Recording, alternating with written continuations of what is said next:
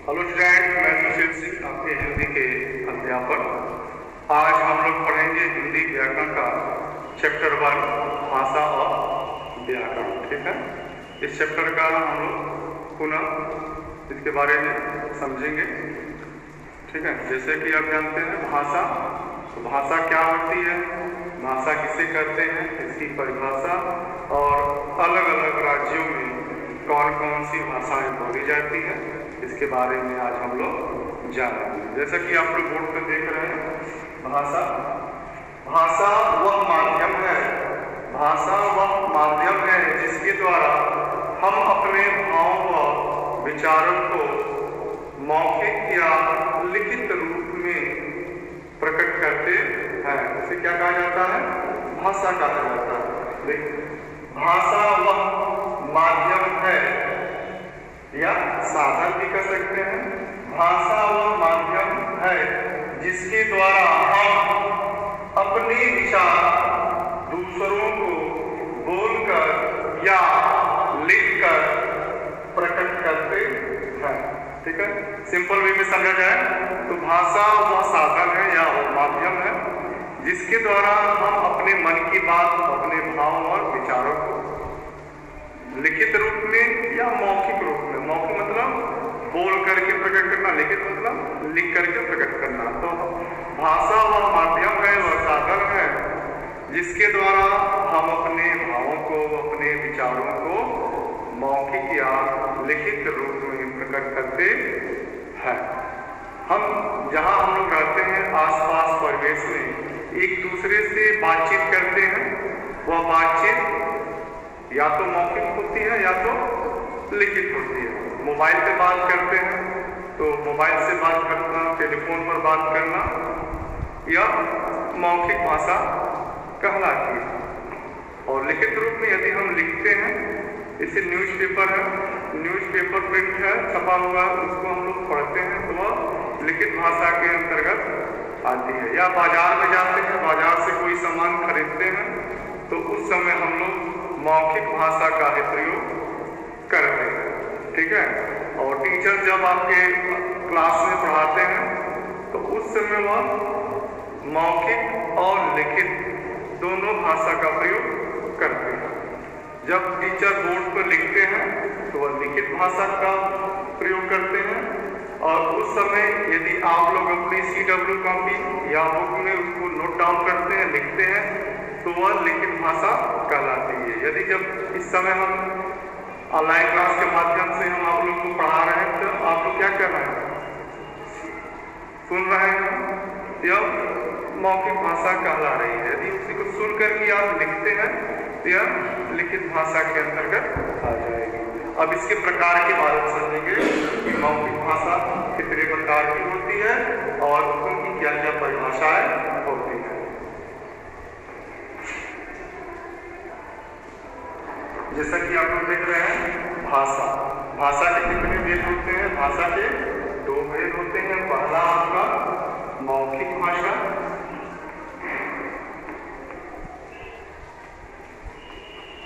मौखिक भाषा, दूसरा लिखित भाषा, लिखित भाषा।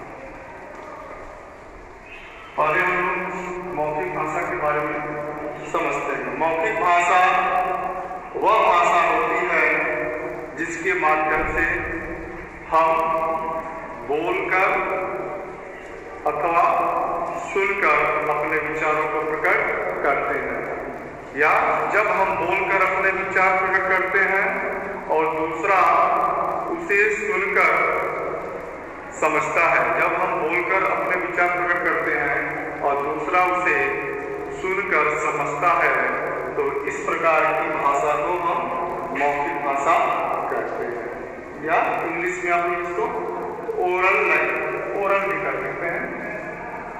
ओरल मतलब मौखिक भाषा। जब एक व्यक्ति बोलता है और दूसरा उसे क्या करता है? सुनता है और सुन करके प्रक्रिया करता है, तो यह भाषा मौखिक भाषा के अंतर्गत आती है। ठीक है, सेकंड है आपका लिखित भाषा। जब हम लिख करके अपने विचार या अपने भावों को प्रकट करते हैं, दर्शाते हैं, बताते हैं, तो इस प्रकार की भाषा लिखित भाषा के अंतर्गत आती है। ठीक है। अब इसके आगे है अन्य भाषाएं।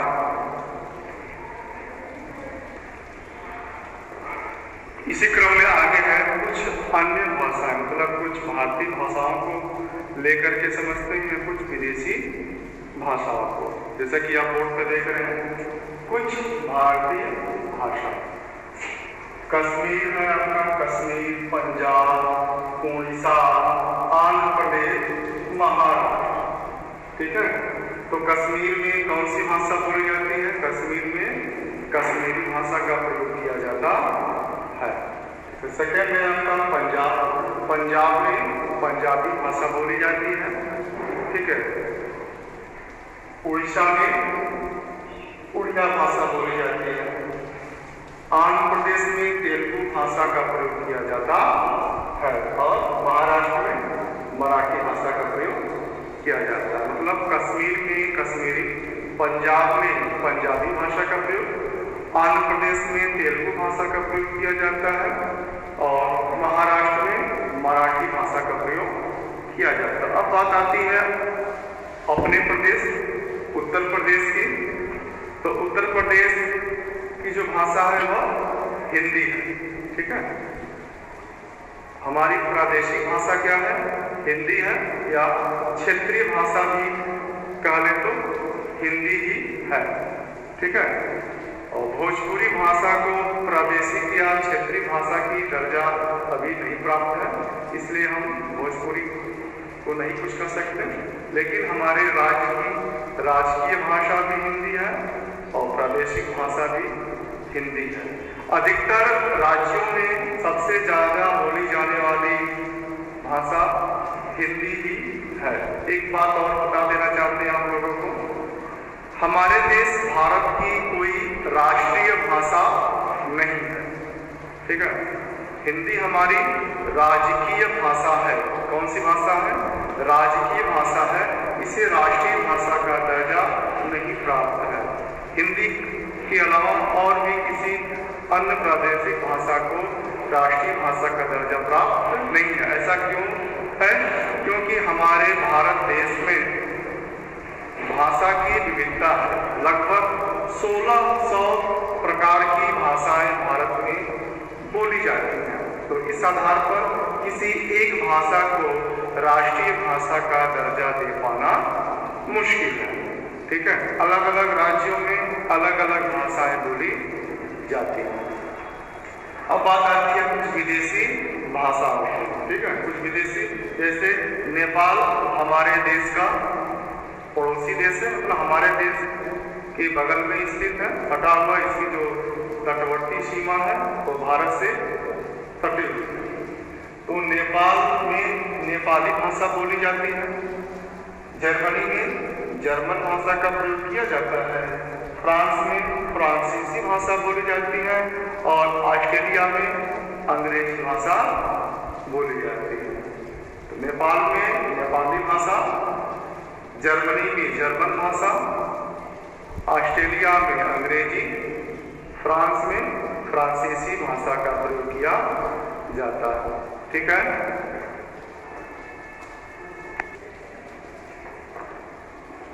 नेक्स्ट टॉपिक है आपका लिपि। लिपि का शाब्दिक अर्थ होता है लिखना, या सिंपल वे में लिखा जाए तो लिपि का अर्थ होता है लिखने की विधि। किसी भी भाषा को लिखने का जो विधि होता है, जो चिन्ह होता है या जो तरीका होता है, वह लिपि कहलाती है। ठीक है। जैसा कि आप इसी परिभाषा देख रहे हैं, भाषाओं को लिखने के लिए जिन चिन्हों का प्रयोग किया जाता है उसे लिपि कहते हैं। किसी भी भाषा को लिखने के लिए जिस चिन्ह का प्रयोग किया जाता है वह लिपि कहलाती है। किसी भी भाषा को लिखने का जो तरीका होता है, जो चिन्ह प्रयोग करते हैं, उसे लिपि कहते हैं। एग्जाम्पल के अनुसार समझें, हिंदी, संस्कृत, मराठी, गुजराती, इन 4 चारों की लिपि कौन सी लिपि है? चारों भाषाएं आपकी देवनागरी लिपि में लिखी जाती है। ठीक है, हिंदी, संस्कृत, मराठी, गुजराती, यहाँ तक कि एक विदेशी भाषा नेपाली भाषा भी आपकी देवनागरी लिपि में ही लिखी जाती है। जो हम लोग हिंदी का प्रयोग करते हैं वो भी देवनागरी है, संस्कृत, मराठी भाषा और गुजराती भाषा, यह सभी भाषाएं आपकी देवनागरी लिपि में लिखी जाती है। वंस अगेन, भाषाओं के लिखने के लिए जिन चिन्हों का प्रयोग किया जाता है उन्हें लिपि कहते हैं। लिपि का शाब्दिक अर्थ होता है लिखना, जिसका सिंपल वे में अर्थ देखा जाए किसी भी भाषा को लिखने का जो तरीका होता है वह लिपि कहलाती है।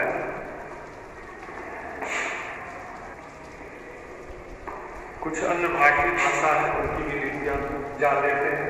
पंजाबी भाषा गुरुमुखी लिपि में लिखी जाती है। पंजाबी भाषा किस लिपि में लिखी जाती है? गुरुमुखी। अंग्रेजी भाषा रोमन लिपि में लिखी जाती है। उर्दू फारसी लिपि में लिखी जाती है। और बांग्ला भाषा बांग्ला लिपि में लिखी जाती है। एक और जानकारी की बात है, अधिकांश भारतीय भाषाओं का जो स्रोत है वह संस्कृत भाषा ही है। मतलब अधिकांश भारतीय भाषाओं का कह सकते हैं जन्म संस्कृत भाषा से हुआ है। तो सबसे प्राचीन भाषा का दर्जा भी संस्कृत भाषा को ही प्राप्त